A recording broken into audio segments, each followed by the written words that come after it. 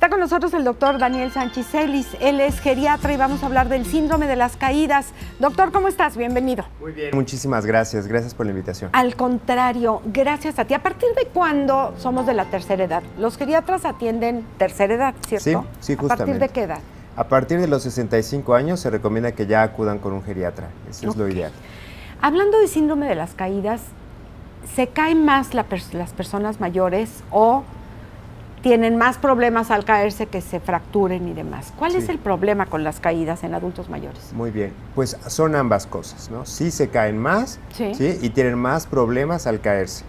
Esa es parte del problema. ¿Por qué se caen más? Existen diferentes causas, ¿sí? Hay algo como tal que se llama el síndrome de caídas. O sea, sí se llama. Sí, como tal. O sea, no es como una enfermedad directamente, pero se llama síndrome porque se presentan diferentes signos y síntomas que generan que la persona se caiga y se caiga y se caiga constantemente. Eso es lo que le pasa. Entonces, por ejemplo, uno hace una pregunta así, en el último año, ¿cuántas veces se ha caído? Literal. Entonces nos dice 2 o 3 veces. A partir de más de 3 veces, la persona ya se sugiere que pueda tener este síndrome de caídas. Entonces, tenemos que ver cuáles pueden ser, en este caso, las posibles causas, ya que, como bien nos preguntabas, pues puede tener muchos problemas o consecuencias debido a estas caídas. ¿Sí? ¿Se caen porque no ven bien, porque les fallan las piernas, porque se marean? ¿Cuáles son las causas de las caídas? Existen diferentes causas. Sí. Una de las principales es que no utilizan los lentes adecuados, que no están utilizando los aparatos auditivos, el calzado, están usando un calzado que tal vez tenían desde los 40 años y lo siguen utilizando a pesar de tener 65, 70 años. Espérame, Daniel, vamos por partes. ¿Qué tiene que ver el aparato para oír con la caída? No, es fundamental, ¿no? Es importante. Bueno, primero es que el oído es el que controla el equilibrio. El equilibrio. Entonces, cuando la persona no está escuchando bien, existe una probabilidad de que la persona pueda perder el equilibrio más fácilmente, ¿sí? Parece mentira, ¿no? Como que Parece. te dicen, fíjate dónde pisas, pero no, fíjate detrás de los aparatos. O sea, primero, supuesto. señores, señoras, por favor, si utilizan aparato auditivo, hay que usarlo si vamos a caminar. Así es, Okay. Sí, por supuesto. ¿Sí? Incluso si salen a la calle, que es lo más probable, ¿no? Es que escuchen un claxon, ¿sí? Que alguien, alguna indicación, alguna circunstancia, porque quizás no la pueden escuchar y generarles una caída, ¿sí? Entonces, vamos desde esa parte más simple, ¿no? Que son los órganos de los sentidos, el poder ver bien, el poder escuchar lentes, bien, aparatos auditivos, el calzado. Ahora sí vamos por el calzado. El calzado, un calzado adecuado que le permita a la persona poder tener una marcha normal, ¿sí? Que no tenga que trastabillar o que tenga que hacer alguna maniobra extraña para poder caminar. ¿Qué calzado recomendarías? Recomendaría inicialmente un calzado que le permita que los dedos puedan mantener no apertura como tal, pero que no queden apretados, ¿sí? Okay. Que pisen todos los dedos y que permita que haga una flexión, ¿sí? Otra es que haya un poco de tacón, eso es importante. Y más en el caso de las mujeres, si por mucho tiempo usaron tacón, no pueden pasar de la noche a la mañana a usar un calzado completamente de piso. Flat, de piso, ¿sí? ¿Qué pasa? Porque luego duelen los chamorros. Así es, empieza a doler los chamorros, sí. Y entonces pues hay molestia. Incluso si hay dolor, es una probabilidad de que te puedas caer. Claro. Si está doliendo. ¿Tacón de qué? ¿De cuántos centímetros?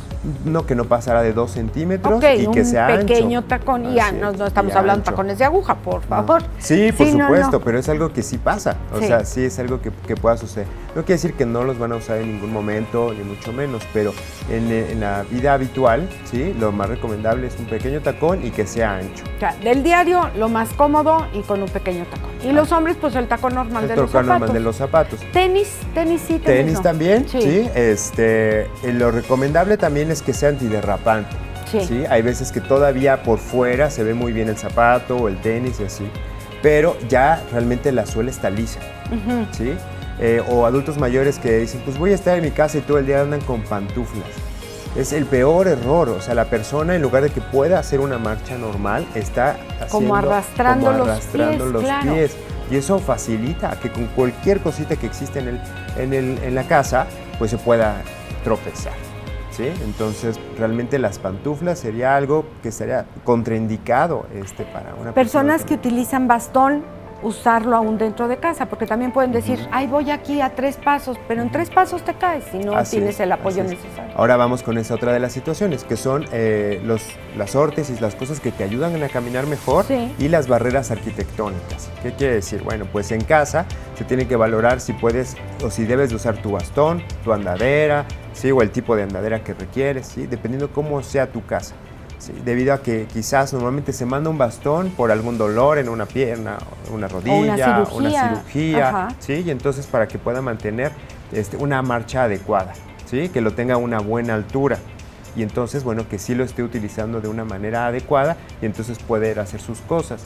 ¿Qué pasa? Una de las situaciones en las que yo les puedo decir, bueno, tal vez no use el bastón en casa, dependiendo pues si es pequeña la casa y de repente se va deteniendo de algunas cosas, es porque me dice, es que o agarro el bastón o agarro el vaso de agua, ¿sí? O por lo que voy, ¿no? Entonces, pues sí, lo entiendes a la persona y dices, pues sí, si lleva el bastón, el vaso de agua y cualquier cosa, pues, ¿qué va a hacer? ¿Sí? ¿Qué suelta primero? Además, ¿qué suelta primero? Tenemos que considerar que hay muchas personas mayores que viven solas. Así es. Porque ahora pues la expectativa de vida es mayor, ¿no? Así es, entonces, se ha incrementado. Entonces, y las mujeres viven más. Sí, damos lata desde chiquitas, pero vivimos más. Sí, así es. Sí. Y personas que viven solas, pues es cierto, o el bastón o el vaso de agua. O el vaso de agua. Y eso es decir, o sea, imagínense haciendo la comida. Claro.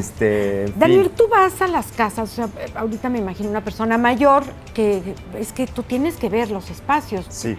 Por supuesto, es algo muy, muy importante. Sí, evidentemente hay gente que llega a la consulta, pero en la casa te das cuenta de cuáles son las posibles causas por las que la persona se está cayendo. Que a lo mejor la persona no lo nota.